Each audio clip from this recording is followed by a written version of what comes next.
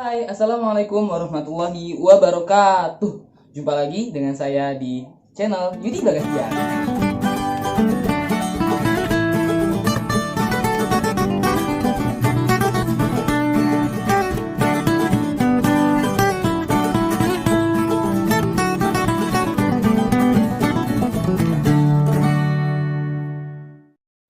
Hari ini kita akan kembali membahas tips seputar skripsi ya. Nah, video kali ini adalah hasil atau jawaban dari polling yang kemarin saya buat. Jadi kemarin saya membuat polling akan bahas tips apa ya. Nah, ternyata yang lebih banyak itu adalah tips seputar skripsi yang milih ya. Jadi kita bahas itu sekarang.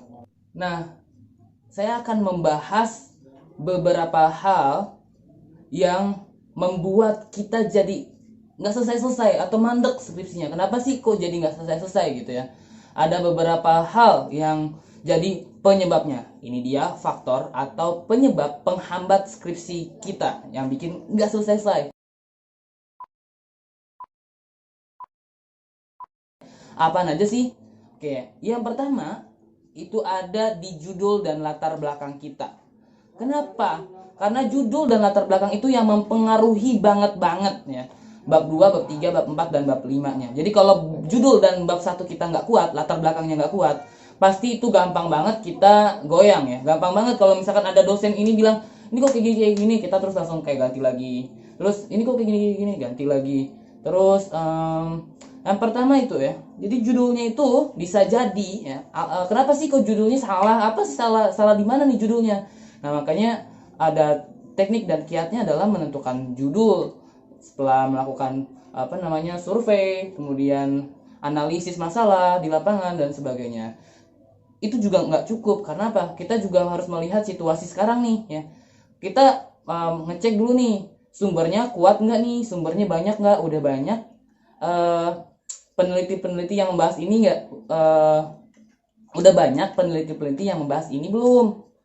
Karena kalau misalkan masih sedikit sumbernya, bukunya sedikit, terus artikel atau jurnal-jurnalnya sedikit, terus peneliti-peneliti untuk tesis ataupun skripsi sebelumnya masih sangat jarang, otomatis agak sedikit susah ya. Sedikit susah dalam kita menyelesaikan skripsinya gitu. Terus yang kemudian penelitiannya kurang relevan ya. Bisa jadi ya, judul atau penelitian yang kita ambil itu kurang relevan. Kurang relevan maksudnya kurang bisa diaplikasikan dalam lingkungan gitu.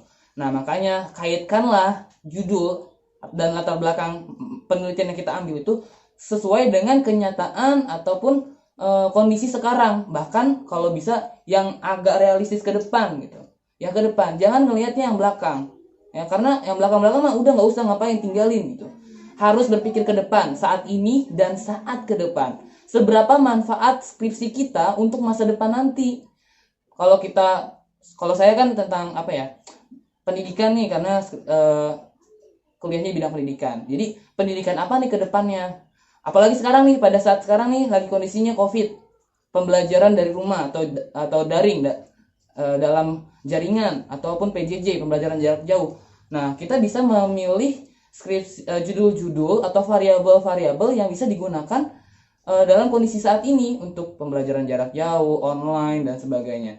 Nah, selain itu, analisis dan penjelasan kita dalam latar belakang itu juga harus jelas gitu, harus tajam, akurat, nggak kemana-mana, singkat, padat, tapi menohok gitu, langsung ke inti-intinya. Biasanya di situ sangat mempengaruhi si pembaca ataupun dosen penguji dan dosen pembimbing, sehingga bisa memahami maksud dari penelitian kita tuh apa gitu. Nah, apa aja sih yang harus ada di latar belakang itu? Yang pertama, yang paling penting adalah kita bisa menyampaikan seberapa penting sih judul kita ini gitu. Seberapa penting, kenapa harus ngambil itu, dan kenapa masalah itu harus diselesaikan dengan cara yang seperti ini.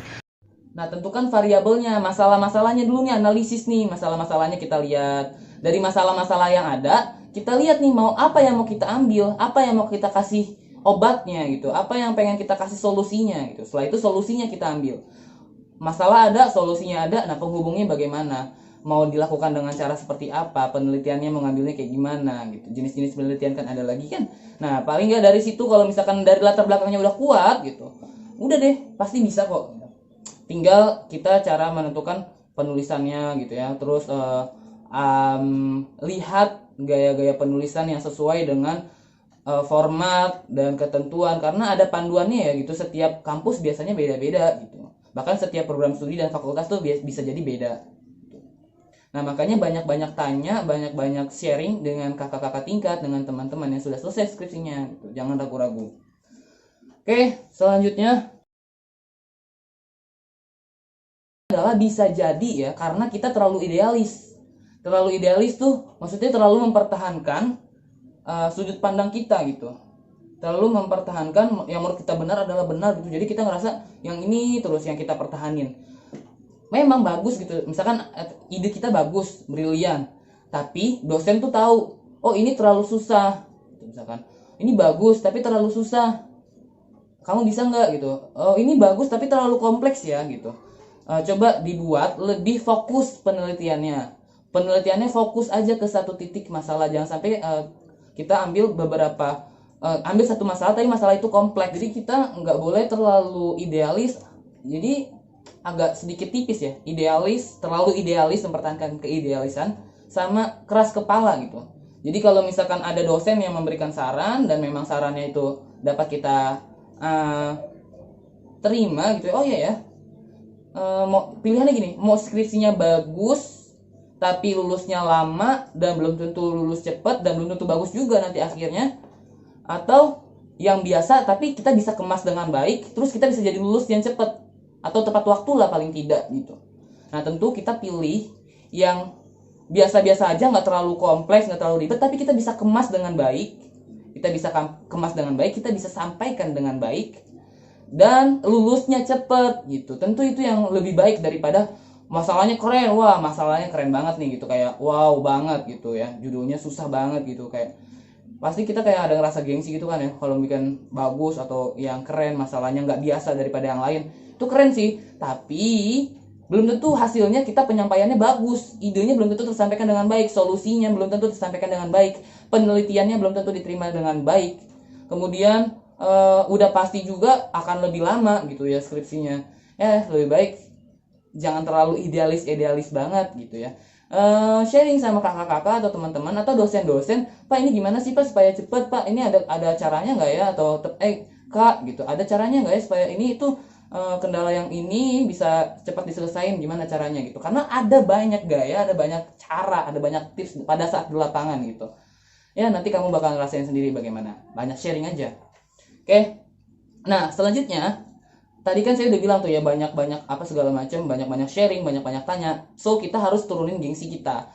Kalau misalkan terlalu terlalu ngerasa diri kita paling benar, terus akhirnya kita gengsi juga buat nanya nanti, terus gengsi juga buat minta maaf sama dosen. Kalau misalkan pada saat skripsi harus turunin tuh gengsi kita. Kita harus ngerasa kayak merasa kurang, merasa masih banyak salah. Jadi orang itu juga banyak yang membantu kita gitu. Teman, kakak tingkat, dosen-dosen pasti bakal banyak yang bantu kita kalau kitanya juga nggak terlalu gengsi dan menurunkan sedikit ego kita gitu. Misalkan minta tolongnya, terus basa-basinya gitu ya. Pokoknya baik-baikin lah gitu ya. Bukan kita ya, kalau bisa baik-baik ini bukan cuma pada saat skripsi doang, tapi setelah itu juga kita tetap baik gitu. Oke, lanjut. Setelah itu ya tadi faktor-faktor untuk pengerjaan skripsinya. Nah kemudian ini juga yang membuat kita lama, itu faktor dari internal kita. Faktor internal kita, faktor personality kita, yang pemalu, yang gengsian tadi juga udah disebut, terus yang gugup kalau misalkan lagi di diskusi sama dosen, gugup terus akhirnya nggak percaya diri gitu.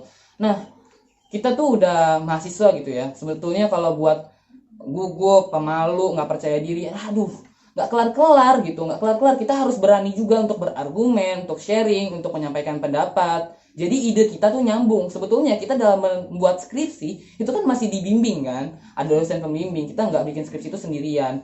Nah bagaimana caranya pemahaman kita dengan pemahaman dosen pembimbing itu sama, sejalan gitu. Otomatis kita ngomong juga harus nyampe nih sama dosen gitu, dan dosen paham apa mau kita gitu, sehingga dosen itu bisa membimbing dengan baik. Kalau misalkan kita maksud yang ada di otak dengan yang di mulut ketika kita sampaikan ke dosen pembimbing itu nggak nyambung, bagaimana dosen mau bisa membimbing dengan baik gitu. Nah makanya kita nih selama kuliah ya, jangan cuma melulu di kelas doang gitu kok, kurang kurang kurang banyak ilmunya gitu. Kita jadi kepercayaan kalau misalkan kita di kampus itu sering ikut organisasi, sering ikut lomba-lomba, sering ikut kegiatan-kegiatan selain di kelas, itu pasti kepercayaan diri kita meningkat. Maksudnya percaya diri kita pasti lebih tinggi daripada teman-teman yang cuma kuliah di kelas doang gitu. Kita kuliah itu nggak cuma sebatas akademik, tahu. Kita juga harus tahu lingkungan, kita harus bisa komunikasi, harus bisa membangun relasi. Nah, kalau misalkan kita udah punya banyak pengalaman di kampus, kita pasti bakalan lebih gampang komunikasinya, kita pasti lebih gampang buat nyampaikan pendapat, nggak malu-malu, nggak gugup, ya bakalan lebih percaya diri lah pasti gitu. Nah, itu tuh yang bikin kita terhambat dalam menyelesaikan skripsi, karena banyak ya teman-teman atau adik-adik tingkat yang tanya, ini gimana sih, kok gue gini, kok dosen gue gini ya, kok gue disalahin mulu ya. Nah itu bisa jadi disalahin mulu karena apa? Karena penyampaian kita kurang tepat gitu. Makanya banyak-banyak gimana sih caranya supaya percaya diri. Nah supaya percaya diri ya tadi ya, nambah pengalaman. Selain di kelas harus banyak pengalaman lain. Kalau misalkan kita punya banyak pengalaman lain, dosen-dosen kenal kita, otomatis dosen juga bakal lebih respect juga dengan kita. Terus banyak-banyak baca ya, karena baca itu pembendaharaan atau senjata kita dalam membuat skripsi gitu. Kalau kita banyak baca jurnal skripsi terdahulu, terus kita udah baca panduan menulis skripsi yang baik bagaimana, udah gampang dalam menyampaikan pendapat, termasuk pada saat seminar proposal. Kalau misalkan kita gugup, malu, ya udah dibantai sama dosen gitu. Tapi ya kembali lagi sih, kalau percuma kalau misalkan kita tahu segala macam tapi kita pada saat nyampaikan pendapatnya kita nggak bisa, atau kita menjawab pertanyaan yang nggak bisa, kembali lagi itu. Jadi harus percaya diri, jangan gugup, jangan malu. Terus ada lagi ya, untuk faktor internal ini ya, kita juga nggak boleh down, kita nggak boleh kita nggak boleh jatuh ketika bukan dihujat ya, maksudnya disalahin terus, diubah terus, diulang terus. Ya kalau misalkan kayak gitu, jangan mental kita jangan turun ya, jangan rusak, jangan jatuh gitu. Pada saat kayak gitu, coba lagi, jangan sampai putus asa ya, jangan putus asa, karena pasti ada jalannya gitu. Dosen nggak bakalan kayak ngulang-ngulang terus juga sih. Kalau misalkan memang ada perubahan, pasti bakalan tetap diterima juga kok gitu. Pokoknya yang penting kita hanya usaha, tapi usahanya yang maksimal gitu. Pada saat misalkan kita diminta untuk revisi, udah langsung aja revisi lagi. Terus jangan males, jangan menunda-nunda pekerjaan. Biasanya memang yang bikin kita gondok adalah ketika yang bikin kita tambah down, bikin kita tambah gondok, udah salah terus dosennya susah untuk dihubungin, atau jadwalnya lama untuk keluar. Di situ kita jadi kayak males. Nah pada saat males, coba deh, pada saat biasanya kita malas itu gara-gara nggak tahu nih lama banget sih nih, aduh gitu, nggak tahu apa yang harus ngapain. Coba buat kerjain sesuatu yang lain, misalkan membuat PowerPoint untuk presentasi kita seminar, atau membuat PowerPoint pada saat kita sidang. Jadi percaya diri aja untuk buat langsung PowerPoint-nya, template-templatenya dulu, buat aja dulu gitu. Karena dengan kita membuat PowerPoint gitu ya, kita sambil nunggu, pekerjaan itu jadi semakin cepet kan. Jadi beberapa pekerjaan kita kerjakan dalam satu waktu, jangan nunggu. Jadi skripsi belum kelar, PowerPoint belum kelar, yang lain belum kelar, ya udah belum kelar semua gitu. Jadi gimana cara kita bisa mengefisiensi waktu. Jadi kalau misalkan ada beberapa pekerjaan bisa kita kerjakan sekaligus, kerjakan aja langsung. Yang penting kan tujuannya kan nanti semuanya bakalan dikerjain, skripsi, PowerPoint. Terus kalau misalkan kita harus membuat jurnal, karena kalau untuk di kampus, di program studi saya sendiri, harus membuat jurnal dulu ya, untuk bisa melakukan, atau sebagai salah satu persyaratan sidang adalah membuat jurnal. Nah ya udah, bikin jurnal dulu gitu. Atau sharing dulu, atau tambah ilmu pengetahuan dulu nih. Ilmu apa? Ilmu pada saat presentasi, ngomongnya pembukaannya bagaimana ya. Terus pada saat presentasi jawab jawab pertanyaan dari dosen bagaimana ya, boleh kita searching di YouTube, ya cari-cari tips tentang sidang, cari-cari tips tentang sempro gitu ya, pada saat kita presentasi bagaimana, atau kalau pada saat online gimana, apa yang harus disiapin gitu. Jadi jangan menunda waktu, jangan mager. Nah, itu faktor-faktor internal. Ada lagi nih faktor eksternal nih ya, yang harus kamu tinggalin. Yang pertama adalah lingkungan yang toksik. Lingkungan temen biasanya, lu nggak solid lu gitu. Kita kan udah janji bakalan lulus bareng, masa tiba-tiba lu daftar sidang sih gitu. Ya ampun, udah bukan zamannya lagi. Kalau misalkan SMP masih banyak kayak gitu ya, cuma kalau udah kuliah ya suatu saat kita bakalan sendiri-sendiri bro gitu, ngapain gitu. Kalau temen kayak gitu ya toksik gitu, apalagi kalau misalkan kita sidang terus kita dimusuhin, wah lo udah nggak temen lo, parah lo gitu, ngapain gitu. Harusnya teman yang baik adalah yang support ketika kita sidang, walaupun mereka belum selesai, ya mereka harusnya support kita dong, ayo wah keren, semangat ya gitu. Tapi kalau misalkan ada temen yang toksik, tinggalin aja, bye gitu ya. Terus gitu ya, lingkungan teman kita baiknya pilih atau cari situasi, cari lingkungan temen tuh yang mendukung, yang semangatnya tinggi gitu ya. Jadi kita tuh punya lingkungan yang bagus, jadi belajarnya juga semangat, ngerjain skripsinya juga semangat gitu. Banget dipengaruhi oleh teman, lingkungan teman. Terus yang berikutnya adalah lingkungan keluarga. Semakin ada tipe orang yang kalau misalkan kebanyakan ditanya jadi mager gitu ya. Banyakan ditanya sama keluarga, misalkan kok belum ngerjain skripsi, udah sampai mana skripsi, itu kita jadi kayak mager gitu. Ada nggak sih? Tapi ada juga yang karena orang tuanya cuek, jadi kayak orang tua gue aja bodo amat gitu. Nah sebenarnya itu kembali lagi ke diri masing-masing sih. Kita tuh harus bisa membuat lingkungan itu jadi positif buat kita. Harus berpandangan positif terus sih. Terus yang berikutnya adalah lingkungan dosen, lingkungan kampus, lingkungan akademik di kampus. Ada lingkungan kampus itu maksudnya mulai dari birokrasinya, kayak yang agak ribet untuk daftarnya, daftar sidang, daftar itunya. Terus misalkan ada dosen-dosennya yang memang agak sulit untuk dihubungi, dosen pembimbing, entah dosen penguji ataupun korprodi.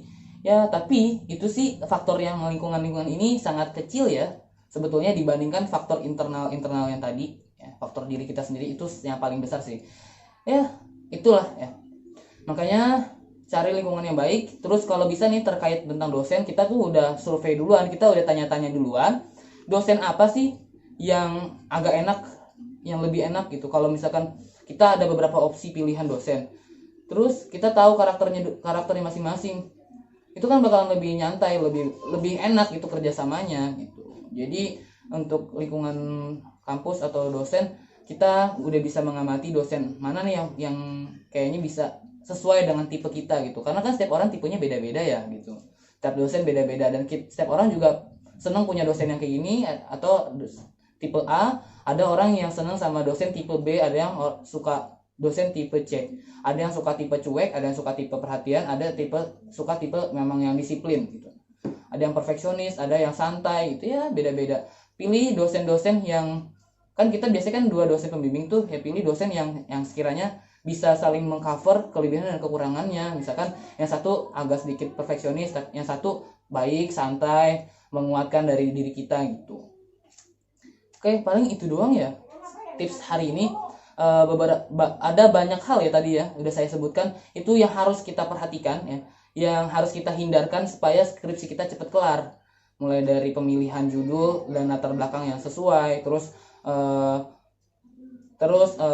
yang harus kita hindarkan ya, judul sama latar belakang yang ngaco tuh ya. Karena apa? Karena nggak relevan, karena sumbernya sedikit, karena kita minim pengetahuan, terus kita nggak terlalu idealis, terus kita faktor internalnya kita terlalu pemalu, kurang pengalaman, jadi nggak percaya diri, terus jadi terus kita juga atau mungkin terlalu gengsi gitu ya, terus kitanya juga mungkin terlalu mager. Sisanya adalah faktor-faktor eksternal gitu. Oke, semangat, semoga cepat kelar skripsinya, terus segera lulus wisuda. Cepat-cepat banggain orang tua deh, sukses semuanya, bye bye. Semoga bermanfaat ya, kita cuma sharing-sharing doang. Kalau misalkan memang suka dengan sharing-sharing kayak gini dan mau bahas tips gimana sih pilih judul atau misalkan bikin latar belakang, karena itu banyak banget pertanyaan juga sih secara personal gitu ya. Silakan aja komen di sini supaya semangat bikin videonya gitu, karena kalau ada banyak komen berarti di situ ada banyak ini ya ada banyak yang support, ada banyak yang menunggu gitu, jadi bikin videonya juga nggak sia-sia atau ya jadi lebih semangat lah intinya. Oke, sampai di sini dulu video hari ini, sampai jumpa. Wassalamualaikum warahmatullahi wabarakatuh. Bye bye. Jangan lupa subscribe, klik tombol loncengnya, share, dan like ya. Thank you.